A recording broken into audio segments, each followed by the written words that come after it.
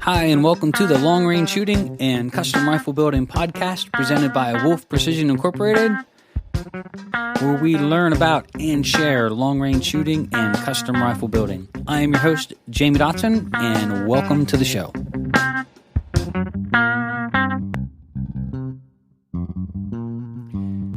Hi, and welcome to episode 158 of Wolf Precision's Long Range Shooting and Custom Rifle Building podcast. I'm your host, Jamie Dotson, and welcome to the show. In this episode, we have a special guest, Matt Rinella, coming on board for a really awesome interview. Matt is the host of the podcast Hunt Quietly, has done a lot in the industry of trying to make people aware of the overcrowding and the commercialization of our outdoor industry as well as our wildlife. So after spending some time with Matt, talking with him on the phone, and we are scheduled to go on his podcast here, I think, in September, I wanted to invite him on the podcast to talk a little bit about what they're doing and why, because I thought the topic was something unique, and I thought it was something that I never really thought about. You know, when you get into the type of hunting and shooting and stuff that we do, you know, a lot of this stuff happens in the background, and you just sort of fall asleep at the wheel, and you don't realize that slowly all of these things are being taken away, and how corporate America really affects a lot of what we do.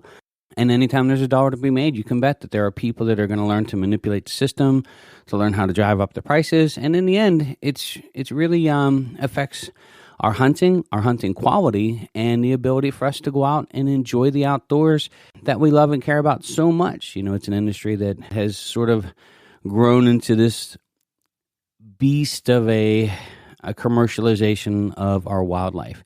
So you can log on to Hunt Quietly. You can see and read a little bit about Matt. You can listen to his podcast as well. You can find that on any of the podcasting stations. But really looking forward to this interview. Ought to be a lot of great information, and really just a different point of view on how people look and are trying to approach and save our hunting opportunities. So without further ado, here we go.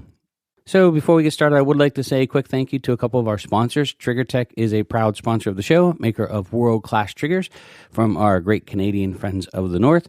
They make a lot of different triggers: 2-stage, single-stage, straight shoe, curved shoe, pro shoe, and for lots of different makes and models. So if you want to upgrade your shooting game and you want to do it with a trigger, stop over and get the best. It's triggertech.com. That's triggertech.com. We'd also like to thank MDT. MDT is a proud sponsor of the show, maker of great aftermarket chassis, which are fantastic options to upgrade factory or custom rifles. If you want to shoot and you want to shoot accurately, getting that stock to fit you perfectly is paramount. So you can stop over to mdttac.com. That's mdttac.com today.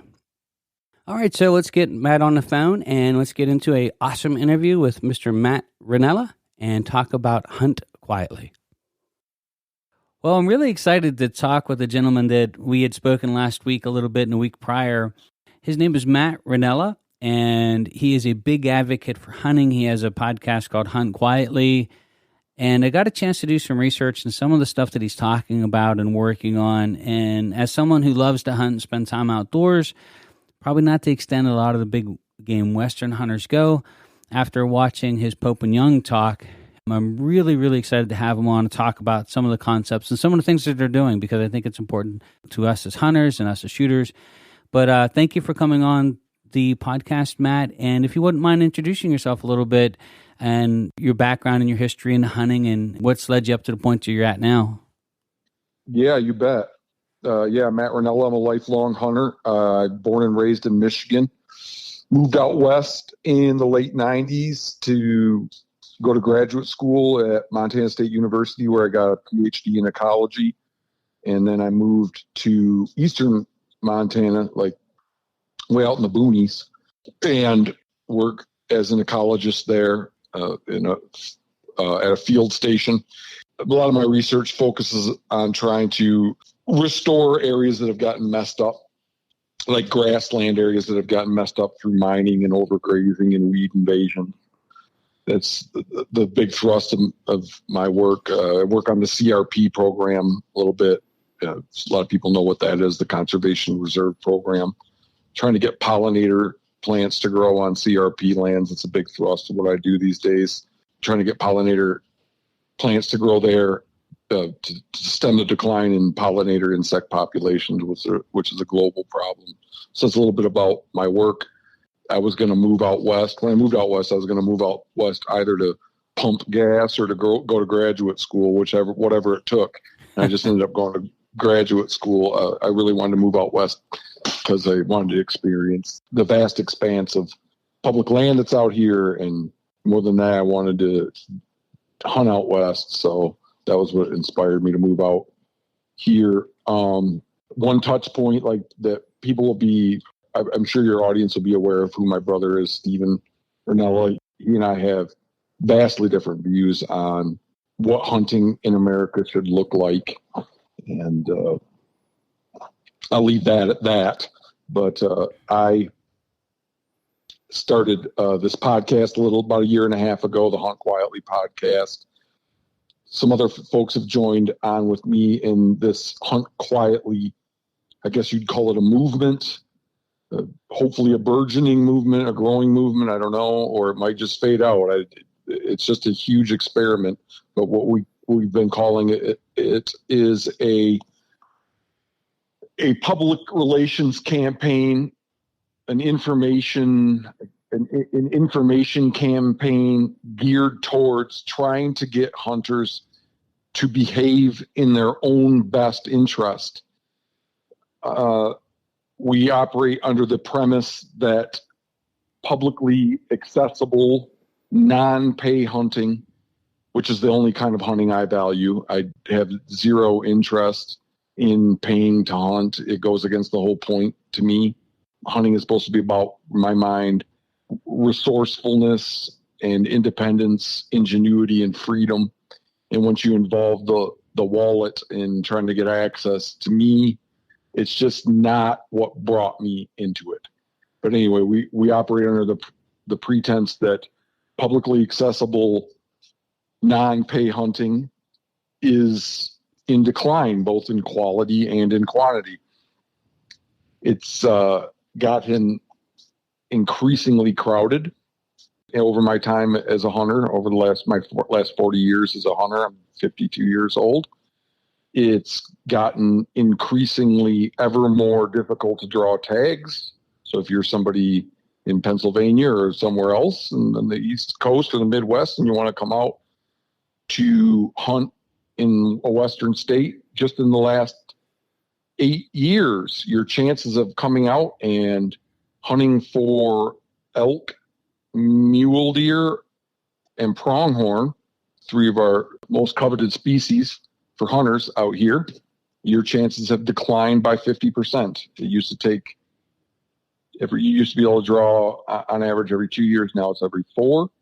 And so there's the crowding, there's the reduction in draw odds, and then there's also, related to crowding, the locking up of lands. There's leasing has increased dramatically out here, as it has in the Midwest, and I mean it long ago declined dramatically in other parts of the country, such as like Texas or the Southeast, where leasing has been the norm for many, many decades. So these are the big three. We call them the big three problems: leasing, i.e. lack of access, crowding, and we call it reduced opportunity. Sometimes you'll hear me call it reduced opportunity. Or what I mean by that is reduced draw odds, tags going from over the counter to draw, bag limit reductions. These are the big problems in hunting today. And nobody in the hunting sphere that makes money off hunting talks about them. And that's why I'm vocal about them. I'm pretty clear on why nobody in the hunting sphere talks about them, because I think of people like hunting celebrities, hunting nonprofits through their R3 efforts as being the main cause of these problems. Sure, habitat destruction is also a cause. Urban development, that sort of thing, is certainly a cause, but I think more than that, it's hunting promotion is what's exacerbated the big three in my mind. And it just seems like these three problems have got to be discussed by somebody. Their causes, their consequences, and what we do about them. Somebody has to take on the job of talking about these problems and bringing light, and that's what I'm trying to do. What surprises me, Matt, when we were first talking about this was there's a parallel about how corporate America in our shooting world and how they've profiteered off of shooters, and how corporate America, with their advertising and selling lesser quality products at higher prices by having the top 10 in this rank and the top 10 in that rank. And I always say that a lot of the articles that are written, a lot of times they're not even written by people who've even shot the rifles, or they're basically just advertisers, and nobody writes a bad review. And I thought about how much the industry in our sector has hurt because of the profiteering or the corporate America coming in and diving into our industry for no other reason. They don't hunt, they don't shoot, they see it as an opportunity to get dollars out of their pocket. But then when you started talking about how it affects the hunting community, and that was just something I never really totally thought of. And I thought, A, it's alarming, but B, not surprising either, because it's the same influencing. And I mean, let's face it, there's a lot of money involved in it. When they start behaving this way, there's money to be made, and no celebrity's going to shoot themselves in the foot and cost them their paycheck. This is interesting. I never thought about what you're telling me either. So you're saying that there could be some like best new rifles of 2023 article, and the person writing that article is financially incentivized to pick particular brands? Oh, absolutely. I know of writers that have been, without saying any names, but I know of writers that were asked to write reviews of handguns and sent pictures and never received a handgun. And it's like they're indebted to the industry, and nobody's gonna.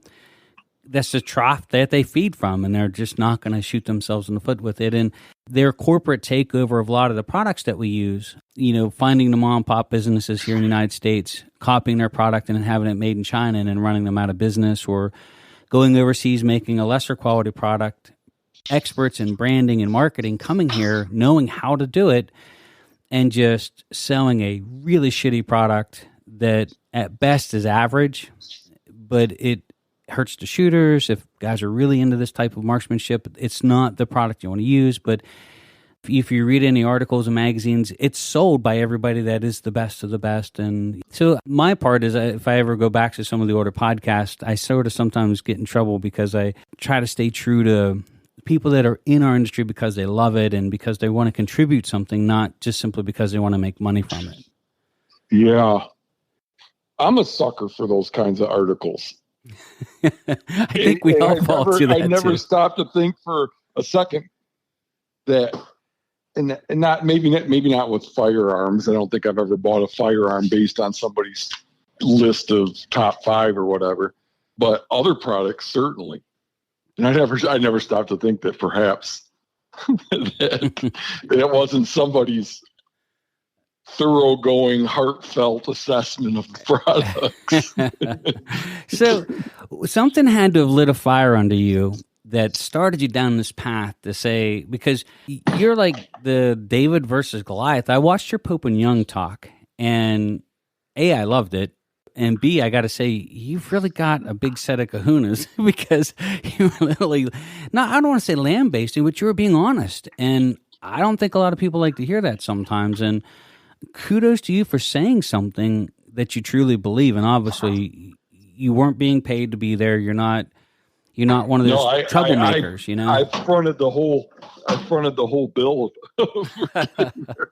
But what lit the fire underneath you to get to look at this and say, look, we have a problem? Like, what started you down this path to do all this? Because you're a professional. You could spend your time just going out enjoying yourself with your job and enjoying yourself hunting, and leave the cards fall for everybody else where they fall. What lit the fire underneath you to really try to do something about it? So the first thing I'd say about that is the bit about it requiring courage on my part. Either I have a lack of imagination and I don't realize how this could come to bite me in the ass, or it doesn't require courage. Because I don't know if I said that right, but anyway, it's like I work in a completely unrelated sector. So it's hard for me to imagine how there's going to be negative repercussions from me saying what I think. You know what I mean? Maybe that's a lack of imagination on my part. I'm not sure. But I guess when you do something your whole life, you start to develop a concern for it if it's been good for you. You know, I like this hunting thing.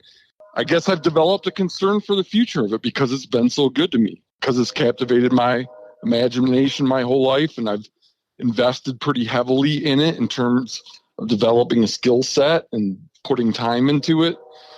So I guess this was instrumental. About 7 or 8 years ago, something like that, I finally became committed enough to giving back that I had done nothing before this, but I joined the board of Montana Backcountry Hunters and Anglers. And through that experience being on that board, I became increasingly convinced that they were not focused on the real issues. And in some cases, they were exacerbating the real issues. Like I say, the big issues in my mind are crowding, inability to draw tags, and lack of access. And their recruitment efforts, their efforts to grow the hunting community, exacerbate all three of those problems. You know? So I started to be more and more concerned for the existing hunting community and started to see them as, in a sense, in a lot of ways, adversarial. Not intentionally so, but unwittingly or otherwise, they're contributing to what I take the biggest three problems in hunting today to be. And I mean, by extension, I think of hunting media, hunting television, hunting social media as much more powerful recruitment engines than the nonprofits are, than the Rocky Mountain Elk Foundation's, Ducks Unlimited, National Wild Turkey Federation, et cetera, et cetera. I think of hunting TV, hunting social media is far more powerful in the recruitment efforts than the R3 efforts of the nonprofits. So I think of all of the TV and social media stuff as being adversarial to the sorts of hunters I care about, which are hunters that hunt solely for hide horns, meat, and personal enjoyment, and not to draw attention to themselves and make money. And it just seems like at times it's amazing to me that there's anything left for people that hunt for the traditional reasons, because the industry is wittingly or unwittingly against us. The celebrities are wittingly or unwittingly against us. And the nonprofits, they do some good, but they also are in some ways against us. Do you think that, I know here in Pennsylvania, we have, I think at one point in the 80s, 90s, we had over 1 million plus deer hunters that would hit the woods in deer season. It was a rite of passage for every generation, and you'd have grandfathers, great-grandfathers, grandsons, and great-grandchildren all going out and enjoying the sport. What do you think has changed that's changed it from an enjoyment as a family or group, or like you said, the love of the hunt, to where it's changed to now? Do you think it's people going out? Richard, one of our guys that works here, put it well, and he had said that, hey, if you're with a group of guys and you shoot an elk at 800 yards, are you more excited about harvesting the elk or the shot? And I thought, well, that's a really good question. I mean, are you going out? I never hunted for horns. I'm not saying I wouldn't love to shoot a big animal someday. That would be awesome. But I enjoy, like when I went out to the Rockies, the biggest thrill that I had was watching the sun come up and go down every day and hearing an elk bugle. I mean, we don't hear that here in Pennsylvania, and we don't have mountains like that. And I could have sat there every morning and went home feeling like fulfilled. Yeah. Do you think that something's changed, or that we're attracting that person to the sport, that they're not going out for the love of the hunt, they're going out to try to harvest that animal, to put it on their Facebook page? And I guess, you know, I like my brother-in-law shot a really big buck, and, you know, of course he posted it up, and he's a serious hunter, and I wouldn't shame him for putting it up there, because I know him well enough that he's not doing it just to go out and take a bunch of pictures and brag about himself. But I can't imagine that the opposite might not be true. So do you think it's just that we're getting the wrong people in the sport for the wrong reasons? Or what do you think is closing up the access? I guess two-part question is, what do you think the effects of closing up the access? Because we did have customers even the last year or two that have said that they're not going out as much out west as groups like they used to, because the public areas they used to have access to, they went out as a group elk hunting every year out west. It's just getting jammed in, and now there's just hunters on top of hunters. So I guess two parts questions. Are we attracting the wrong hunters for the wrong reason? Are we not giving them the ethics and giving them the love of the outdoors? And then what do you think the effects of the overcrowding? I mean, is it really creating that much of a problem out west that it's going to stop the average guy from getting out there and enjoying himself when he does get a chance to go, and he's got to go on public land? Okay, I'll take the second part first. I mean, crowding has always been an issue. Throughout my entire life has been an issue. In that Pope and Young talk, I don't know if you remember, but I made a graph that depicted the number of articles chronicling the effect of hunting pressure on hunter satisfaction that were written in academic journals by decade, going back to, I think, 1980. And there were a lot of those articles back then. The academic community, the recreation planners, the wildlife biologists, the university folks saw that as a problem, the effect of crowding on hunter satisfaction to be a problem 40 years ago. But the number of those articles has increased dramatically from decade to decade. So if that's any indication that crowding has been a problem for a long time, and it's only gotten worse. And what's the hunting industries and the nonprofit solution? Recruit more hunters. I mean, it's just the absurdity of it to me is just astounding. So yeah, crowding is a huge issue. I'm sure that your friends aren't making it up in their heads. It has gotten tougher, and the hunting industry screws us in other ways, like Realtree, Mossy Oak. They buy up working landscapes where you used to be able to maybe bang on the door and get permission, or maybe they were enrolled in a program, a Fish and Wildlife Management Agency program that allowed everybody to hunt. But they buy up these working landscapes, subdivide them, and then sell them as exclusive hunting properties. And that's happening all over the West. Mossy Oak is really active in Colorado, buying up land. So, yeah, okay, what was the first part? But there's the crowding part.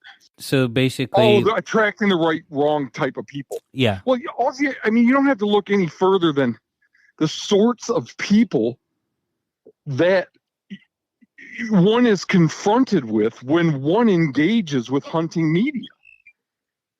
The most followed hunters on social media, if you decide to go that route, or hunting YouTube, but I guess, I don't know, it's up to you if you want to call YouTube a form of social media. But in either case, the people you're going to be looking at there are gluttons that shoot 20 or 30 big game animals a year. I think that's incredibly problematic. I mean, that's like this perverse form of gluttony. You know, it's like if everybody shot that many animals, if everybody shot as many elk as the top influencers shot in 2022, there'd be about -2 million elk in this country. So this is the example that's being set for new hunters. This is what's being modeled as success. So it certainly seems to me that there's an extremely high likelihood that we're going to be attracting the wrong sorts of people. So there's that. But then I also don't believe we should be attracting anybody. Thank God there are ways to be a fulfilled human being on planet Earth that don't involve hunting. Because if that was the only avenue to a worthwhile existence, we'd be utterly screwed. Right. Because only 4 or 5% of Americans hunt. If only 4 or 5% of Americans are fulfilled, that's a big problem. And if we had to turn them all into hunters to make them be fulfilled, there'd be nothing left. So thankfully, there are other ways to be fulfilled human beings. Why not be attracting those people into those things? Like if soccer gets too crowded, you build another field. Right. So the influencers and the celebrities aren't growing the hunting community intentionally out of some like belief that it's the right thing to do. They're doing it to make money. I've been around a lot of influencers, and they're as disappointed as anybody when they show up at some public land spot and it's overcrowded. That's why they more and more use their celebrity status to gain access to private land. And then I guess with hunting TV, what kind of role models are those people? That's all private land. And just by definition, it's like if you're somebody that's on social media or hunting TV displaying your hunting life to the world, that's just right there is a bad example. I mean, it's just why do people have to see how you got your dinner?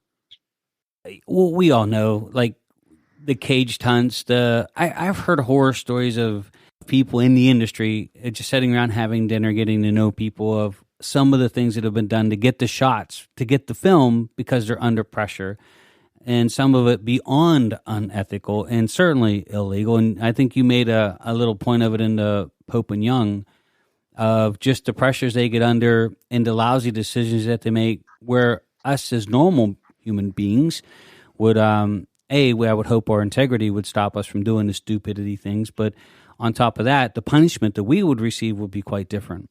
Yeah. Well, yeah, there's a slide in that talk where I list something like 15 celebrity hunters that have gotten caught poaching in the last decade. And the point I make there is, and I'm sure I've even read articles where it talked about how, like when you're doing it for social media to keep your feed rolling and look like a big badass, or for hunting TV, I've read where outdoor writers says that ups the pressure. So it incentivizes you taking shortcuts and doing things that aren't legal. And then another thing is, 15, that might not seem like a lot, but I often say that I could poach the rest of my life and not get caught. Right. I mean, how many got away with it? Yeah. You'd kind of have to be an idiot to get caught. Right. So you can imagine how many hundreds of times, how many probably thousands of animals that are depicted on social media and hunting TV were harvested illegally, but the person didn't get caught. One of the things that when you were talking on that talk, and I had to sit back and think about it for quite a while, like I thought, well, here's a guy that loves to hunt is trying to discourage people from getting into hunting. But then as I kept thinking about it for the next day or two, I got to thinking, like, they're not attracting. It's like a wash cycle. Like we get it in our industry. So people fall in love with the art of long range shooting. And I am absolutely passionate about the marksmanship side. I love to shoot. It's my favorite thing to do. And I probably have killed the least amount of big game animals of anyone I know. I have one elk. I mean, I've got a chance to go on one hunt. I've shot lots of critters, varmint hunter, but in our industry, we get everybody psyched up with the long range, the PRS. We're bringing in them, we're selling them a bunch of stuff, but how many customers stick with it? Like within a year or two, they just disappear. They've come in, they've bought all the stuff and it's good for business, but is that the point that you're making, that it's a constant cycle to get 2 or 3% more? Or if we got 4% of the country that's into hunting, that we're losing 1 or 2%, and they're constantly bringing people in knowing that they're just not going to hang out. They're going to bring them in, sell them a bunch of stuff, get them all hyped up. In a year or two, they're out, and they're just trying to replace them.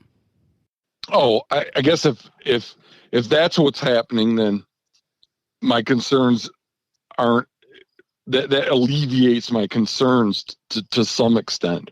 Do you one think, thing is, like, I'm not trying to discourage people from trying to get into hunting. I'm trying to discourage people from encouraging people to get into hunting. You know what I mean? Do you think that encouragement is with a heart that it's just getting them into selling a bunch of stuff on the hype and then knowing that most aren't going to stick with it? And it's causing that constant influx of people. It's more that the supply is already so outstripped by the demand. There's already more desire for hunting opportunity than there is hunting opportunity. So, like, why in the world would we try to stretch that supply even more? I mean, it just strikes me as the ultimate screw you to everybody that hunts quietly. Everybody that isn't financially incentivized to draw more people in. Is the draw to get more people in just simply to sell them stuff and to make money, you think? I mean, is it about the money? Yes, I think it's entirely due to that. I don't see how you can look at the big problems in hunting today and see how they're in any way ameliorated. They're only exacerbated by bringing more people in. And then if you look at the dubious arguments that they use as a justification, they being the hunting industry, the celebrities and the nonprofits, for wanting to bring more people in. One is that hunting is good for conservation. That's how we fund conservation. Hunting is conservation, which ignores an enormous body of peer-reviewed literature describing the negative impacts of intense hunting pressure on wildlife. I mean, I've been at trailheads in the last decade with 30 to 50 trucks. The hunting pressure in large parts of this country are rendering our public lands inhospitable to wildlife. So that nobody says that. I mean, it's scientifically substantiated, but nobody says it. So there's one. The other one is that we need more hunters to protect our rights. But that completely ignores the fact that more hunters means more people putting controversial shit on the computer, which has demonstrably led to hunting closures. You can't spear bears anymore in parts of Alaska because of Josh Bomar. You can't hunt grizzly bears in BC because some guys filmed themselves shooting a grizzly. Some of the trapping bans in California it's kind of widely believed that that's a consequence of social media. The hunting rights are getting very constricted in Australia right now. Bow hunting is outlawed in some parts of the country and is going to be outlawed in other parts. Duck hunting there, and that there's a social media component to that. All you have to do is type in hunting social media controversy into Google. You'll be reading for days. So more hunters equals more of that. You know, nobody ever talks about that. What are you gonna do? We'll take 4% of the population and win major legislative battles with that? I doubt it. We certainly need to be portraying hunting in a positive light the very best we can if we want to maintain our right to hunt.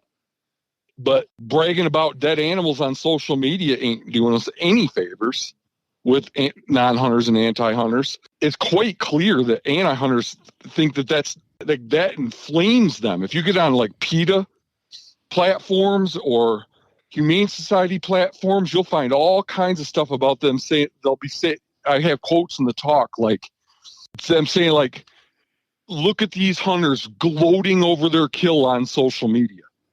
You know, having dead and dying animals on social media does us no favors. And it's really like an imposition of people that do it onto people that don't. It's not fair to me Not fair to others that don't do it to have dead and dying wildlife on public accounts for everyone to see, in my view. It's risking my hunting as somebody that doesn't do that for no benefit to me or anyone else. I get it. Like, there are those that don't understand and would never understand. But if you push it into their face, you're not going to make them on the sidelines. You're now going to make them an adversary. And it's going to sour their stomach to no longer tolerate it, and then forcing people to be proactive against it. It makes me like on the spectrum from hunter to anti-hunter. I'm on the hunting end of the spectrum, but it makes me less sympathetic to hunting.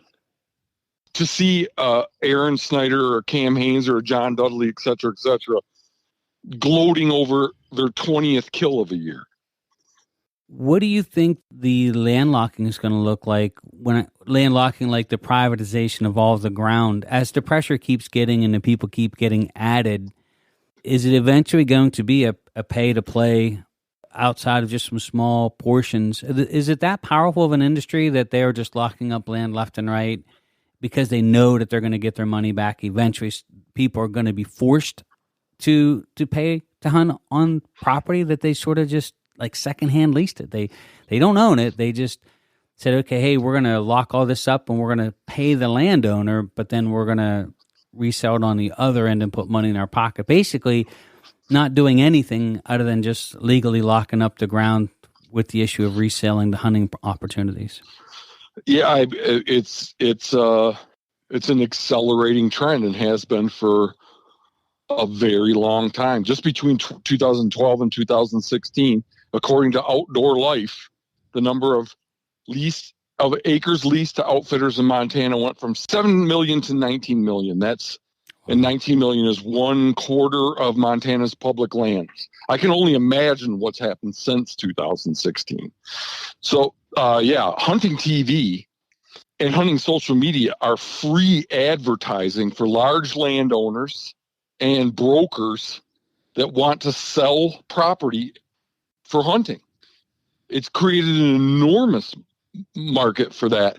And I used to think that was an argument that had to be like, I had to rely on speculation to make, but there are programs. The hunting industry believes that that's true. The hunting industry believes that hunting media helps them privatize wildlife. There are 2 shows that I'm aware of. Maybe there are more, but Whitetail Properties. There's a company called Whitetail Properties, and there's a show, Whitetail Properties. So the show is in collaboration with Sitka Gear. And then there's the Hunting Land Man. And both of those shows, they show you attractive hunting content, and then at the end try to sell you the property where it was filmed. It doesn't get any more explicit than that in my mind. I mean, hunting media is an engine for prioritizing wildlife. That's what it is. In my view, when you show people dead and dying wildlife, that is a consequence. It makes hunting land, access to hunting land, more valuable. Now there's this company called Land Trust that operates out of Montana, but they're moving into other states. It's a genius idea. They approach landowners and they're like, hey, we'll manage the hunting on your farm and ranch. You give us a little bit of the money, and you keep the bulk of the money, we get some of the money. And they're in direct competition with programs that allow everybody to hunt, that are funded by license fees, like our block management program, the WEHA program in Kansas, and countless, turns out almost every state has one of these programs. Pennsylvania has a little program. But what makes them, and they just got a big infusion of cash from some venture capitalists, one of them being Kevin O'Leary from Shark Tank. I don't know if you ever watched that show. Or the Wilkes brothers, they're big oil and gas people here. They just pumped a bunch of money into this land trust company. And when I said a minute ago, it's a genius idea, because they being land trusts, the beneficiary of many, many millions of dollars worth of free advertising in the form of hunting TV and hunting social media. It's just like in our industry, the people that see the opportunity to come in to make a buck, regardless, it's capitalism, right? But they have no passion for what we do. They're in our industry is making products to customers buy, not because they want to put a better product out there or they love this industry. They're making a buck. But when you have venture capitalists just buying up property, knowing that it's just going to keep crunching the value up for them to stick money in their pocket for no love or passion for what we do, for the animals that are hunted, how hard people have to work, and just to go on some of these hunts, and how hard the hunts can be. You know, that's sort of half the reward anyway. But yeah, I agree. Yeah. What do you think what do you think is going to change the industry? Where's the tipping point to where the average guy can say, yeah, enough's enough? I mean, let's face it, a lot of your working class individuals are hunters, and a lot of your tradesmen, they're not making 6 figures or 7 figures. They're going to be out of the market and basically be, like you said, going to the trailhead with 80 trucks, and that's going to be their elk hunting experience. I don't think we're going to turn it around. I think it's just going to get worse, and that's going to be the end of it. We're going to become Europe, where it's a rich man pay to play thing. That said, if we did turn it around, I think it would take a few things. I just can't see us doing them, but I'm putting forth a good faith effort to try to make it happen. And what we've been doing through time is trying to find companies that aren't contributing to the biggest problems in hunting today. They have limited social media presence. They don't use big name influencers for advertising. They don't advertise on hunting TV. Maybe not for some ideological reason. Maybe it's just because they can't afford to. But whether they're doing it on principle or just because they lack the money for that kind of advertising, we've been making the point that we should be trying to patronize those companies. And we have a website. It's being redesigned right now, but it's huntquietly.org, and we'll have a list of those companies there. We talk about them on the podcast. We list them on our Hunt Quietly Instagram from time to time, and Reddit. Celebrate those little companies, but you can find them yourself too, just by looking around. Why would you buy from Sitka? Like, why in the world would you buy from a company that's trying to privatize wildlife? Why would you buy from a Mossy Oak or a Realtree?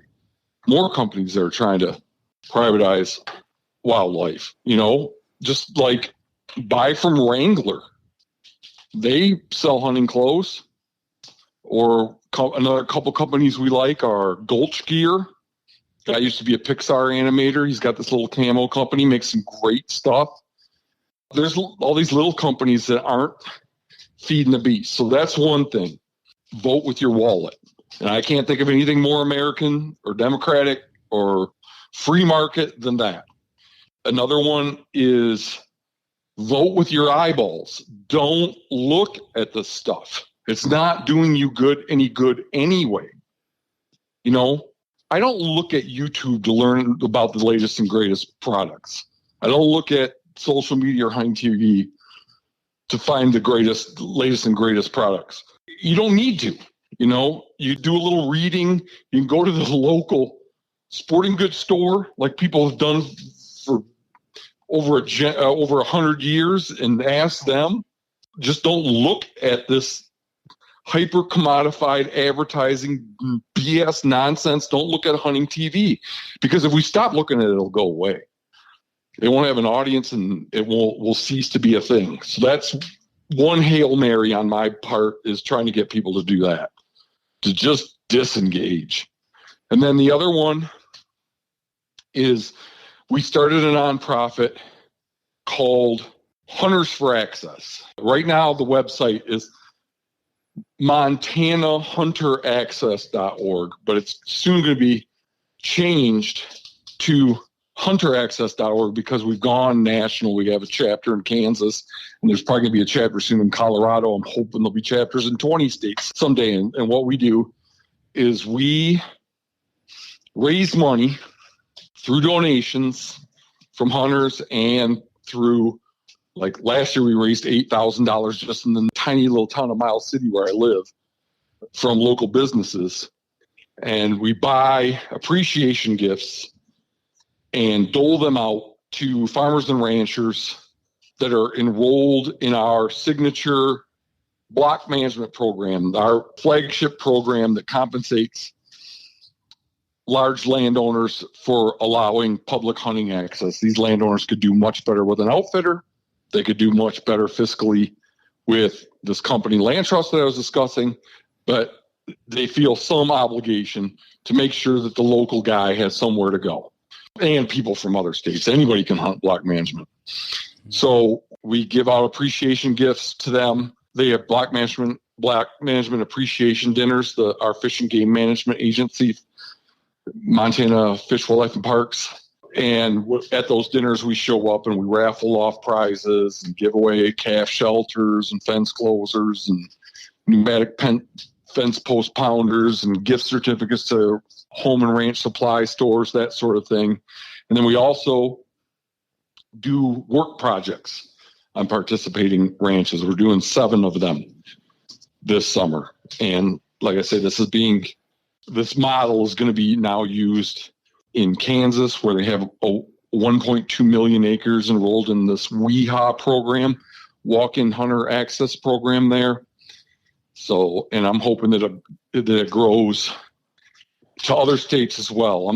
I think of it as simulating the old way, where, before the diaspora to the cities 40 years ago, where everybody moved to urban centers, and there was a lot more people that lived in rural communities.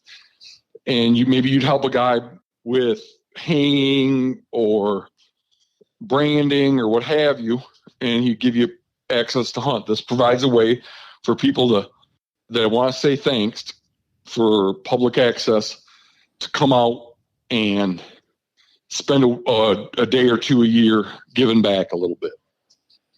So those are my 2 medications for these problems, my 2 antidotes.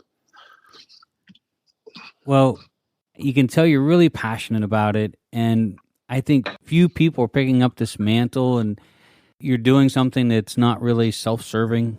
It's a big deal. I mean, we are like 2 or 3 generations away from losing hunting anyway. I mean, we've got so few people getting into it, and the ones that might be, you're not going to go out and shoot the buck you see that they shoot every Sunday on TV. It's real hunting doesn't happen that way, and we all know that.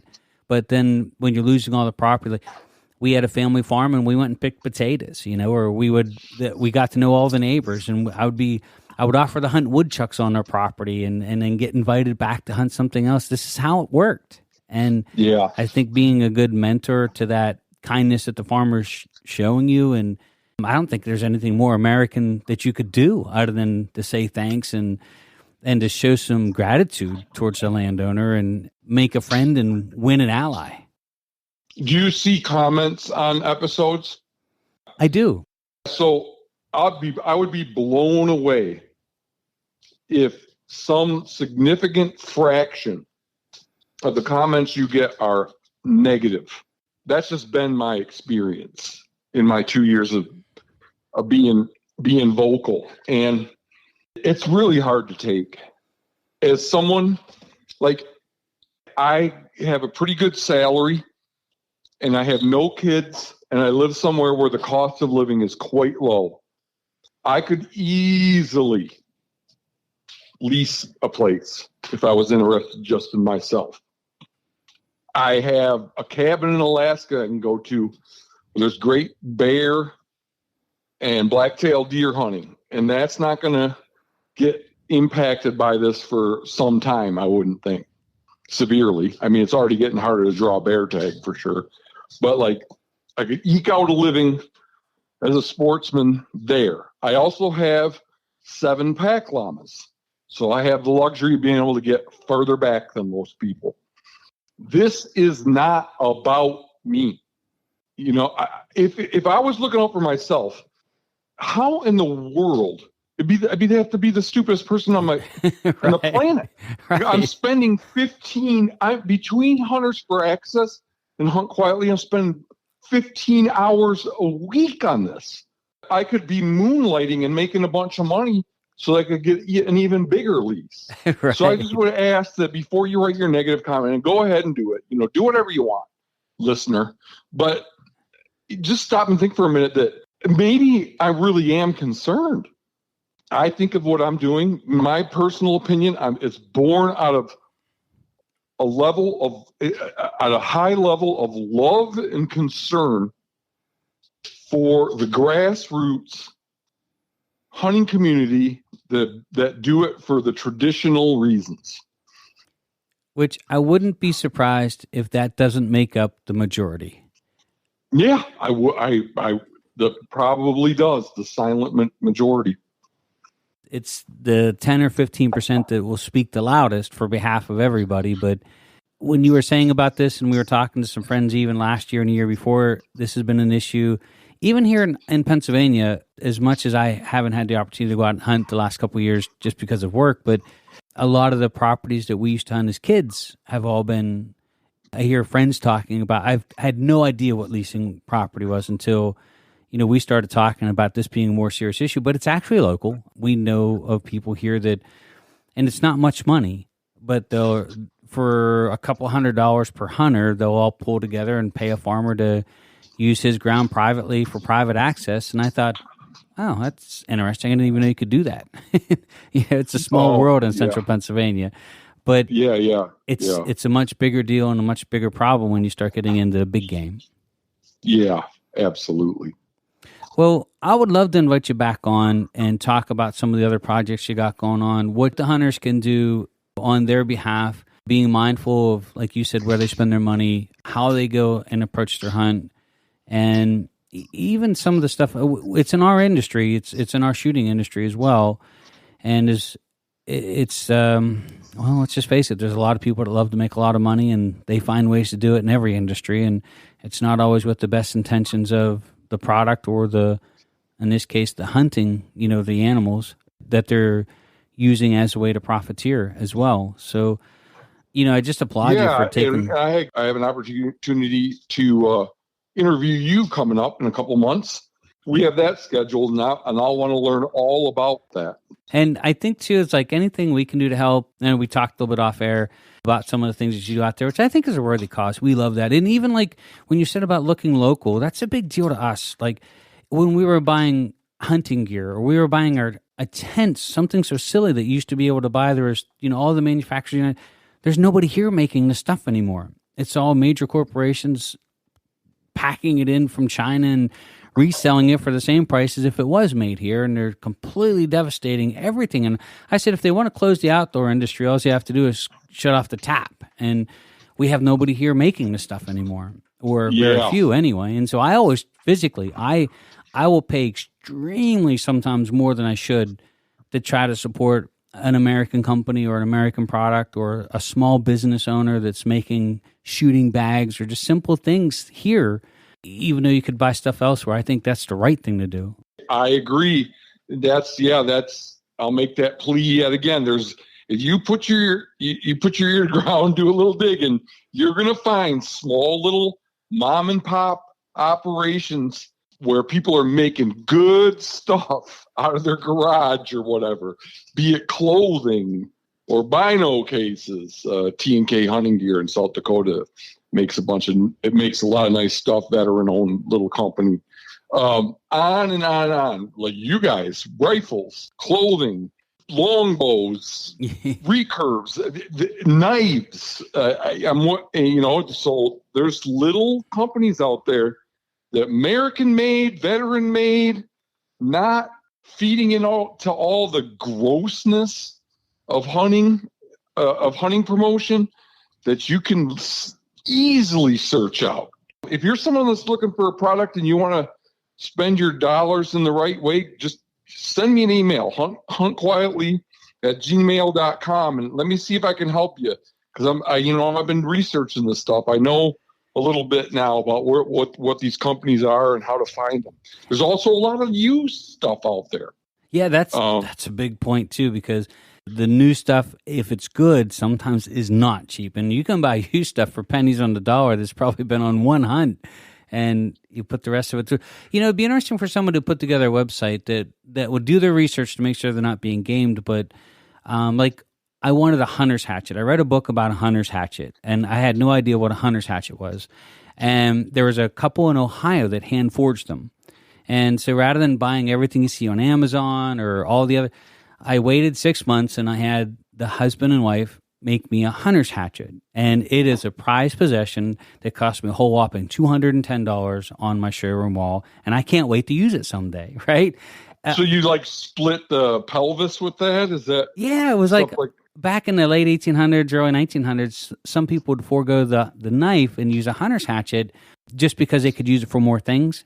You could use it for skinning and fletching, and you could carve your new handle with it if you break the handle. It was a pretty neat tool, and I started to read about it, and I was like, what's a hunter's hatchet? I've never heard of that. And I've never heard of it yet either. Yeah, I love it. I was so enthused that I started doing a bunch of research. But I'm like you, like I went and I found a company that made them by hand, and it waited 6 months to get it. But for me, it's almost like if you buy somebody dinner at a restaurant.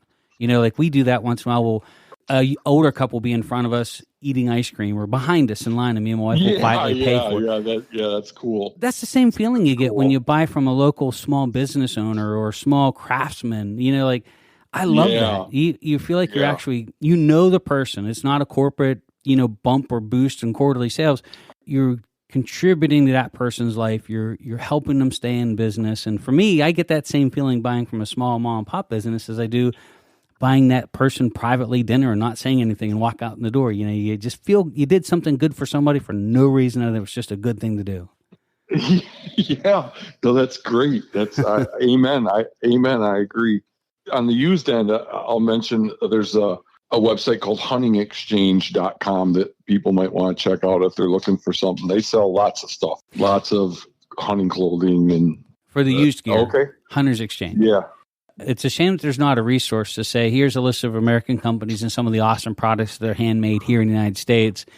And, people have the option to go and support those businesses. It would be awesome to have that option.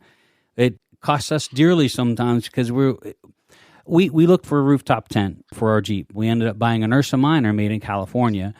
And I was just stunned at all of these incredible brands like the Texas barbecue smokers that are pellet grills, all these companies that made these great names for themselves, and almost all of them were made in China. And it was like we worked our tails off to find an American-made company that made one of these products just because I don't want to buy it from China. I want to support an American company that makes a smoker. I want to buy a tent made here. I don't want to have a tent that's made in a factory in China, branded by 16 corporations.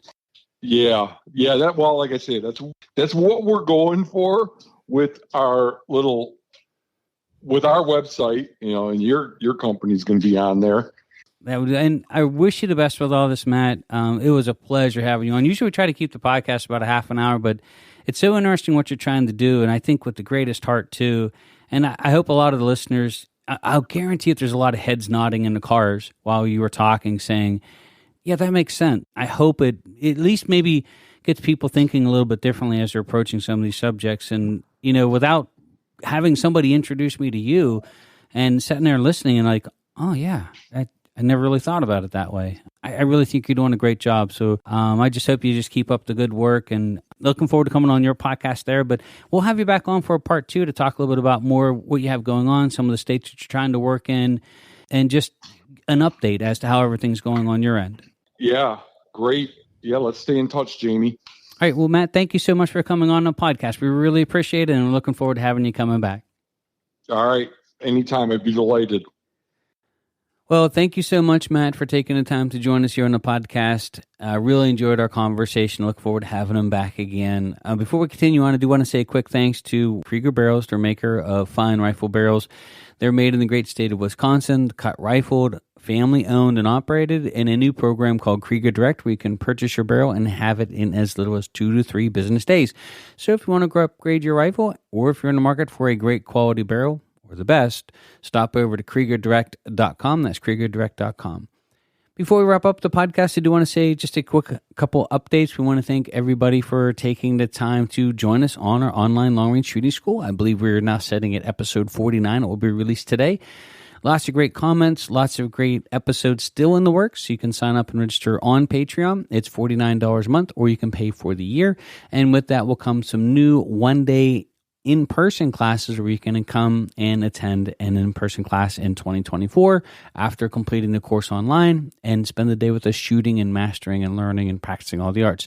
You can learn more about that at Wolf Precision's online long-range shooting school at wolfprecision.net. And we just put in our new Akumas, and we posted up a high-speed video lapse of the install of them being put in place. Of course, they're not powered up yet. The machines are being set up as we speak. So if you want to see something really interesting, it's pretty exciting. Stop over to Wolf Precision's YouTube channel and see more there. Also, if you like this podcast and you like to share it, you can send it. We really appreciate anyone who shares it to those that love and do what we do in shooting and in hunting. This is a pretty good podcast, and I think Matt really means well with everything he's trying to do. And so anything we can do to support him there, that's really awesome. So if you enjoyed the podcast, please leave a comment down below. We certainly appreciate that as well. Also, if you have any questions, please feel free to reach out to us. You can send us an email at any time. And if you enjoy the show, you can also stop over to Patreon. And for $3 a month, join our Wolf Pack. We certainly appreciate all those that have signed up for that and help support the show. So we'll be on Matt's podcast. We are scheduled for September there, in which they're going to interview us about some of the stuff that we do here and some of the innovations. And I do plan on having them back in maybe later this fall. We'll do a follow-up podcast. They are trying to reach out to some other states to start the same program, which I think is pretty cool, trying to help the farmers and let them know that the public really does appreciate the access that they get on their property, and to be able to show that in an organized way just means a lot the whole way around. So thank you, everybody, for taking the time to join us. My name is Jamie Dotson. I'm your host, and you're listening to the Long Range Shooting and Custom Rifle Building Podcast.